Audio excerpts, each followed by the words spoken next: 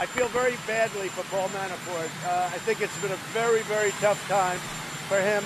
But if you notice, both his lawyer, a highly respected man, and a very highly respected judge, the judge said there was no collusion with Russia. This had nothing to do with collusion. There was no collusion. It's a collusion hoax. It's a collusion witch hoax. I don't collude with Russia. So I just want to tell you that his lawyer went out of his way, actually, to make a statement last night. No collusion with Russia. There was absolutely none. The judge, I mean, for whatever reason, I was very honored by it, also made the statement that this had nothing to do with collusion with Russia. So, keep it going. Let's go. Keep the hoax going. It's just a hoax. Senator Burr said there's no collusion. You look at Devin Nunes and the House Intelligence Committee, they said there's no collusion. And guess what? There is none.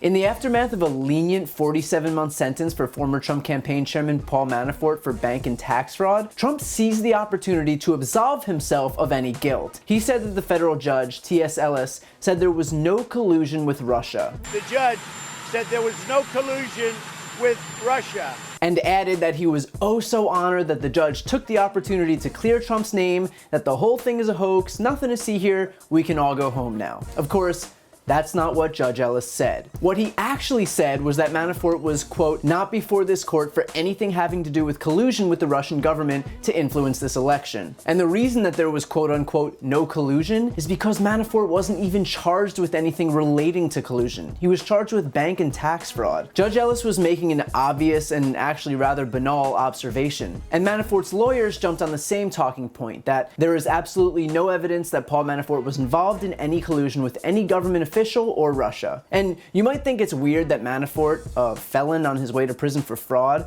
is still parroting some otherwise completely unrelated political talking point, but with the whole idea of pardons still on the table for Trump, it should make a little more sense that all anyone can talk about is no collusion, no collusion. By the way, collusion isn't even a crime. The crime is conspiracy, which Manafort's attorneys of all people should know. But of course, this was never about facts. It's about political talking points and currying favor with the one guy who can still turn things around for Manafort. As for the House and Senate Intel Committee investigations, which Trump points to corroborate his self-described innocence, those probes were completed without even interviewing a host of key figures, including Michael Flynn, Paul Manafort, Rick Gates, and George Papadopoulos. How do you complete an investigation without even talking to the figures who have already pleaded guilty to criminal activity? It's like if Joe Jackson was heading an investigation into Michael Jackson and proclaimed his innocence without talking to any of the kids. Who were they fooling here? So no, Manafort's sentencing does not absolve Trump in the slightest. All it does is prove that this administration is filled with criminals and that the White House is increasingly becoming a gateway to federal prison.